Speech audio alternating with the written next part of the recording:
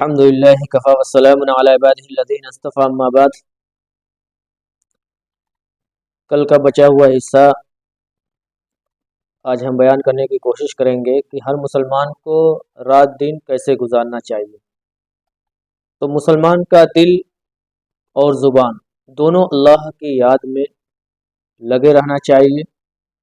دل سے بھی اللہ کو یاد کرے اور زبان سے بھی اللہ کا ذکر کرے، اور اس کا زبان رطب اللسان رہے، برائی چیزوں کو چھوڑ کر اچھی چیزوں کو اپنائے اور زبان سے کہے۔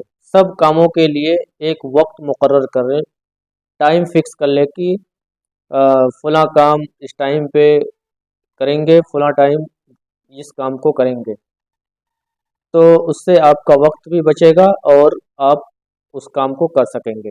جو کچھ رنج و غم پیش آئے اللہ کی طرف سے سمجھیں، جو بھی پریشانی ہو، خوشی ہو، غم ہو، جو بھی ہو، آپ یہ سمجھیں کہ اللہ کی طرف سے ہیں اور اللہ ہی اس کو ٹھیک کرنے والا ہے۔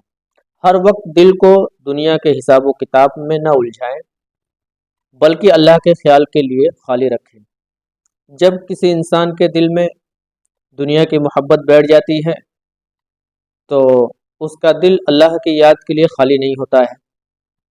اگر کوئی اچھی اور نیک باتیں ہونے کو ہوتی ہیں تو وہ بولتا ہے کہ ٹال مٹول کرتا ہے، آج کریں گے، کل کریں گے۔ نہیں، اپنے دل کو خالی رکھیے کہ اللہ کی یاد کی جا سکے، جہاں تک ہو سکے دوسروں کو دین و دنیا کا فائدہ پہنچائے۔ جہاں کہیں بھی آپ رہیں، اپنے رشتہ دار میں، اپنے دوست و احباب میں، کہیں بھی دنیا میں کہیں بھی آپ چلے جائیں، آپ اس چیز کو پکڑے رہیں اور یہ سمجھیں کہ ہمارا وجود اس لیے ہوا ہے کہ ہم لوگوں کو فائدہ پہنچائے، اپنی ذات سے نقصان نہ پہنچے۔ کھانے پینے میں اتنی زیادتی نہ کرے کہ نقصان ہو۔ کبھی کبھی آدمی حلق تک کھا لیتا ہے اور پھر اس کو بدہضمی ہو جاتی ہے، پھر اور بیماریاں پنپنے لگتی ہیں، پھر ڈاکٹر کے پاس جاتا ہے، پھر دوائیں لیتا ہے، انجیکشنز لیتا ہے، بہت ساری پریشانیاں ہوتی ہیں۔ اس لیے کہا گیا ہے کم خوردن، اتنا کھائیے کہ آپ کا ہاضمہ اس کو قبول کر سکے۔ اللہ کے علاوہ کسی سے کچھ نہ مانگے، جو کچھ بھی مانگنا ہے اللہ سے مانگیے اور اللہ ہی دینے والا ہے۔ جس چیز کی بھی ضرورت ہو اللہ کے سامنے ہاتھ پھیلائیے اور اللہ سے مانگیے۔ نعمت تھوڑی ہو یا زیادہ اس کا شکر ادا کریں۔ کبھی کبھی انسانی فطرت کیا ہوتی ہے کہ لوگوں کے مال اور دولت اور ان کی پراپرٹی جائیداد دیکھ کر ہم بھی خواہش کرتے ہیں کہ ہم بھی اسی طریقے سے ہو جاتے۔ تو انسان اس کو پانے کے لیے کبھی کبھی چوری کرتا ہے، ڈاکہ ڈالتا ہے، کبھی کبھی کسی کو قتل کر ڈالتا ہے، اس کے پیچھے جھوٹ بولتا ہے، دغا بازی کرتا ہے، چیٹنگ کرتا ہے اس چیز کو پانے کے لیے، جبکہ وہ چیزیں حرام ہوتی ہیں۔ جو کچھ تھوڑا کچھ اللہ نے دیا ہے اس پہ اللہ کا شکر ادا کیا جائے، کیونکہ اللہ نے قرآن میں کہا ہے کہ جب بندہ ہماری نعمتوں پہ شکر ادا کرتا ہے تو ہم اس کو اور بڑھاتے ہیں اور اس کو زیادہ دیتے ہیں۔ جو آپ کے ماتحت ہیں، جو آپ کے انڈر کام کر رہے ہیں، ان سے کوئی غلطی، کوئی لغزش یا مسٹیک یا بلنڈر بھی ہو جائے تو آپ ان کی غلطیوں کو درگزر فرما دیں، معاف کر دیں، کیونکہ رحم اللہ کی صفت ہے۔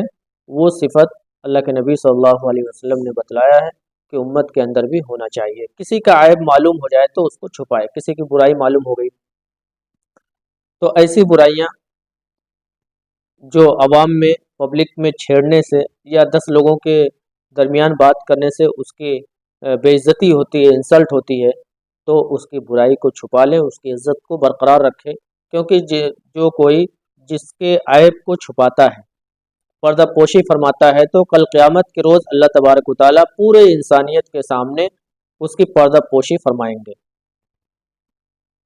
اس لیے کسی کے عیب کو نہ اچھالا جائے۔ انسان ہے، اس سے غلطی ہوتی ہے، لغزش ہوتی ہے، ہم تمام انسانوں سے غلطیاں ہوتی ہیں۔ مہمانوں، مسافروں، غریبوں، عالموں اور بزرگوں کی خدمت کریں۔ مہمان آ جائے، مہمان میں صرف یہی نہیں ہے کہ آپ کے رشتہ دار ہیں، آپ کے ریلیشن والے ہیں، آپ کے دوست ہیں، جن کو آپ جانتے ہیں۔ جو بھی کلمے والا بھائی، جو بھی مسلمان ہیں، وہ آپ کے یہاں آ گیا، وہ آپ کا مہمان ہے، اس کی اچھے سے مہمان نوازی کی جائے، اس کی خاطرداری کی جائے۔ اسی طریقے سے کوئی مسافر ہے، چلتے چلا جا رہا ہے، آپ کے دروازے پر رک گیا، پوچھتا ہے، آپ کو معلوم ہو گیا کہ یہ ایمان والا ہے، اس کو بٹھا کر جو بھی آپ کے پاس ہے بسم اللہ کر کے اس کی خدمت کی جائے۔ غریبوں کی، ان کو دروازے کے پاس سے بھگایا نہ جائے۔ اگر آپ کے پاس کچھ نہیں ہے تو آپ بول دیں کہ ابھی نہیں ہے، پھر کبھی آنا تو ہم دیں گے۔ غریبوں پر آپ چلائے نہیں، چیخے نہیں کہ ہر وقت تم ہمارے دروازے پہ آ جاتے ہو، بلکہ ان کے ساتھ ہمدردی کی جائے۔ اسی طریقے سے عالموں، جس کے بارے میں اللہ کے نبی صلی اللہ علیہ وسلم نے فرمایا ہے انما العلماء ورثۃ الانبیاء، کہ انبیاء کے وارث علماء ہیں، اور جب علماء اور انبیاء کرام اس دنیا سے رخصت ہوتے ہیں، جاتے ہیں، تو وہ مال و دولت، پراپرٹی اور جائیداد چھوڑ کر نہیں جاتے ہیں، وہ علماء کو وارث بنا کر نہیں جاتے ہیں، بلکہ وہ علم کا، اچھی چیزوں کا ان کو وارث بنا کر جاتے ہیں۔ جیسے کہ کوئی باپ یا ماں اس دنیا سے رخصت ہوتے ہیں تو ان کے بیٹے، ان کی بیٹیاں ان کے مال کی وارث ہوتی ہیں، بنا کر جاتی ہیں، ان کو بتا کر جاتی ہیں، وصیت کر کے جاتے ہیں۔ تو انبیاء کرام کا یہ طریقہ نہیں ہے، بلکہ وہ علم چھوڑ کر جاتے ہیں، اور اس کے اصل وارث علماء کرام ہیں۔ اسی طریقے سے بزرگ ہیں جن کی ہڈیاں کمزور ہو گئی ہیں، لاغر ہو گئے ہیں، کمزور ہو گئے ہیں، کوئی بھی ہو، چاہے وہ مسلم ہو یا ہندو ہو، کسی بھی ذات کا ہو، کسی بھی مذہب کا ہو، آپ کہیں بھی اس کو دیکھیں تو اس کی عزت کریں اور اس کی خدمت کرنے کی کوشش کریں۔ نیک لوگوں کی صحبت اختیار کریں، نیک لوگوں کی مجلس میں آپ بیٹھنے کی کوشش کریں، برے لوگوں کی مجلس میں نہ بیٹھیں۔ جیسے کہ اگر آپ کوئلے والے کے پاس بیٹھیں گے تو وہ آپ کو کچھ نہیں دے گا، آپ کے کپڑے میں دو چار دھبے ضرور لگ جائیں گے، لیکن اس سے آپ کو وہی چیزیں ملیں گی جو وہ کام کر رہا ہے۔ عطر والے کے پاس بیٹھیں گے تو جب آپ وہاں سے آپ آئیں گے تو خوشبو مل جائے گی، یا آپ کے کپڑے کو خوشبو لگ جائے گی۔ تو جب نیک لوگوں کی مجلسوں میں بیٹھیں گے تو نیک چیزیں آپ کو ملیں گی، اچھی چیزیں ملیں گی۔